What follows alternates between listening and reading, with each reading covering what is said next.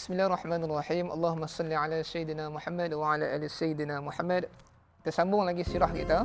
Lepas Nabi dapat perintah daripada Allah tu, fasda' bima tu'maru wa a'rid 'anil musyrikin, sebarkanlah Islam secara terang-terangan tu. Nabi mula berdakwah. Nabi kita dah dengar sebelum ni, tekanan demi tekanan Nabi dapat sahabat-sahabat yang masuk Islam daripada kalangan al-mustadhafin pun kena juga. Al-mustadhafin ni mereka golongan-golongan yang lemah ni, kena seksa. Macam-macam kita dah dengar sebelum ni. Hari ni kita sambung lagi, kita akan tengok Nabi diseksa, Nabi dikecam, Nabi dicemuh macam mana. Okey, baik. Nabi mula berdakwah macam biasa. Nabi kenalkan alam ni ada Tuhan, Tuhan kita Allah. Allah suruh kita sembah Allah, la ilaha illallah Muhammadur Rasulullah.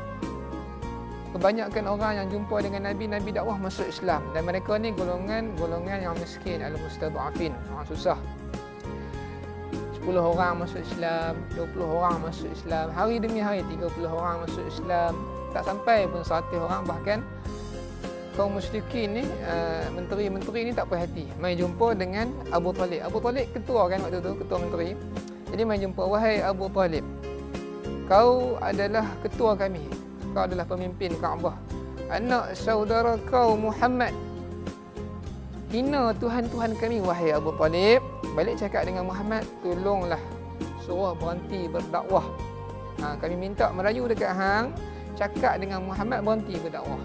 Stoplah apa yang dia duk buat tu. Benda-benda yang dia duk buat tu suruh dia stop buang. Maka Abu Talib, untuk kali pertama ni Abu Talib tak cakap dengan Nabi. Nabi berdakwah macam biasa. Hari demi hari orang masuk Islam. Ada saja orang yang baru masuk Islam. Kaum musyrikin Quraisy tadi tu, yang mana pergi jumpa dengan Abu Talib, depa duk perhati benda ni, perhati. Muhammad ada dakwah lagi tu. Setiap hari ada orang masuk Islam. Abu Talib tak cakap apa. Depa mula tak puas hati. Maka depa pun mengorak langkah. Depa pun take action, orang kata. Pergi jumpa dengan Abu Talib kali kedua. Kali ni depa jumpa dengan Abu Talib dalam sirah beritahu dengan lebih keras. Wahai Abu Talib, kami dah jumpa kamu sebelum ni, kami dah pesan dekat kamu supaya sampaikan pada anak saudara kamu ni berhenti berdakwah. Wahai Abu Talib, kalau hang tak beritahu Muhammad, antara Muhammad atau kami binasa. Kami tak duduk diam dah lepas ni. Kami akan take action, kami akan buat sesuatu. Wahai Abu Talib, kalau hang tak nak apa-apa berlaku kat Muhammad, hang cakap dengan dia.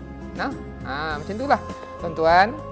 Yang orang Quraisy tak puas hati sangat ni, depa sebenarnya depa ada kepentingan bisnes berhala antaranya. Kemudian depa kata Nabi hina Tuhan-Tuhan mereka. Nabi bukan hina pun. Nabi tanya depa, ni apa? Depa katalah ni batu. Batu ni boleh bercakap apa? Nabi tanya.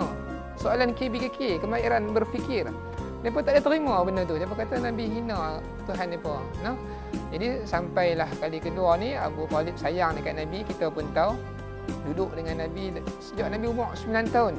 Sampailah Nabi 40 tahun berdakwah kat Mekah lah. Dekat-dekat Nabi nak 50 baru Abu Talib meninggal. Jadi Abu Talib sayang dekat Nabi lebih daripada anak-anak dia. Kita dah dengar sebelum ni. Dia pun takut jadi apa-apa kat Muhammad ni. Dia pun panggil Nabi datang menghadap. Kata dia macam ni. Dia panggil Nabi datang menghadap. Dia kata, wahai Muhammad, sesungguhnya kaummu telah datang kepadaku. Wahai Muhammad, tolonglah berhenti berdakwah. Tolonglah berhenti apa yang engkau buat sekarang. Tuan-tuan, waktu tu Nabi rasa berat sangat. Seolah-olah kiamat kecil berlaku dalam hidup baginda. Tuan-tuan bayangkan, nak senang faham, orang yang paling kita sayang, orang yang protect kita, melindungi kita, paling dekat dengan kita, cakap, wahai Syafiq, contoh dia petik satu nama lah. Wahai Syafiq, antak yang duk buatlah apa yang hang buat lah ni, tak ada manfaat pun, hang berhenti. Sedih lah. Macam itulah Nabi rasa lah tuan-tuan. Bahkan lebih lagi, Abu Talib cakap kat Nabi, Nabi dengar. Ini akhlak Nabi. Tuan-tuan, kita belajar sirah, kita belajar akhlak juga, Nabi dengar. Sampailah Abu Talib habis cakap, baru Nabi cakap, adakah kamu sudah selesai wahai Amma? Nabi panggil dengan panggilan Amma, manjalah macam ayah. Ya, sudah selesai. Ya Amma, Nabi kata.